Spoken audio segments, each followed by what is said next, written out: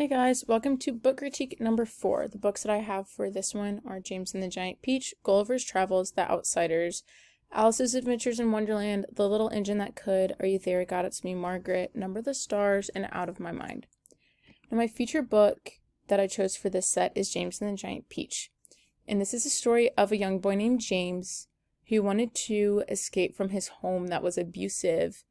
And so he escaped in a giant magical peach, and along the way, he makes all kinds of new friends, discovers what it's like to be free and out of an abusive home, and he has a really great time making friends who actually care for him, and those were really things he was not familiar with. So he goes on this great, wonderful adventures, and I chose this book because it is one of my favorites from when I was in elementary school.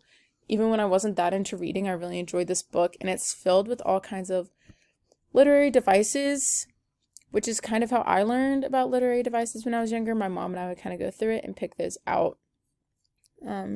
So I chose this for my feature book, and the first lesson that I have is a 4th grade literature lesson where they would draw a scene that's described in chapter 6. Lots of the characters' names are like kind of a play on words, and the names kind of describe their personalities and what they might look like. So they would just draw that scene to show that they understand the different descriptive language and similes and metaphors that are used to describe characters. And then the next lesson, this is a standard from the state of Wisconsin. It's a 3rd grade geography lesson, and they just open up Google Maps and identify where James started versus where he ended up on his adventure in the Giant Peach.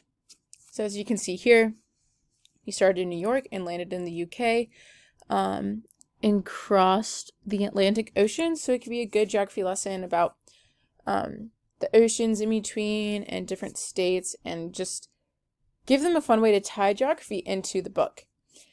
Second book that I have is The Little Engine That Could, and I chose this because it's a classic in my home, and it's just a really great story for young children that teach them about perseverance and determination, and that they shouldn't let themselves be underestimated just because they're kids. It has a great moral message. The pictures are nice and colorful. And yeah. Then the next book is Alice's Adventures in Wonderland, which is a great book for middle schoolers. And it is filled with all kinds of literary devices, so it's great for literature class.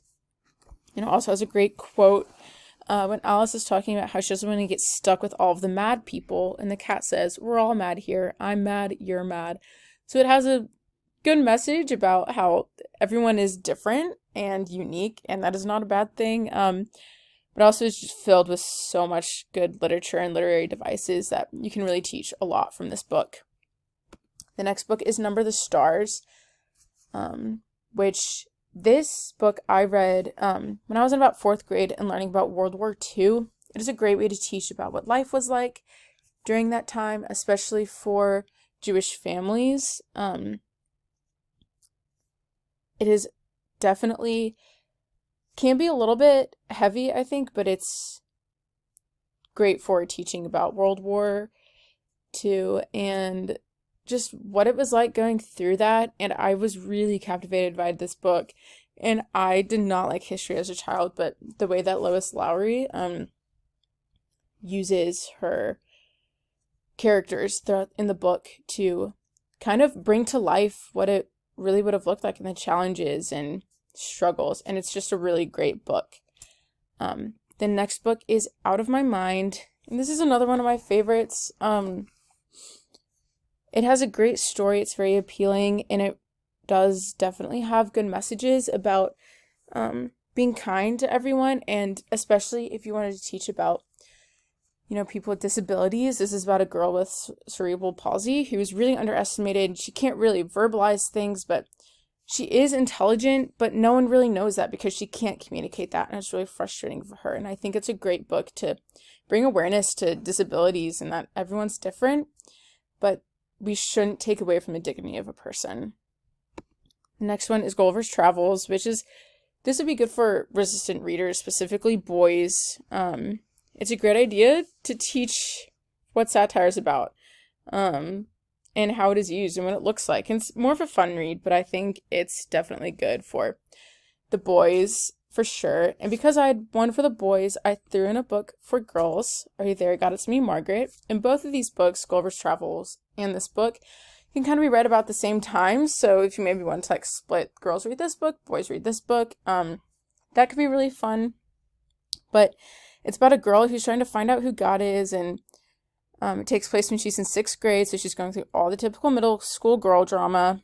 It's great for a Christian school because it offers insight to what it might look like for someone who hasn't been taught how to pray, kind of how to start that, and encourage girls to turn to God when they're experiencing some drama, because every middle school girl goes through that.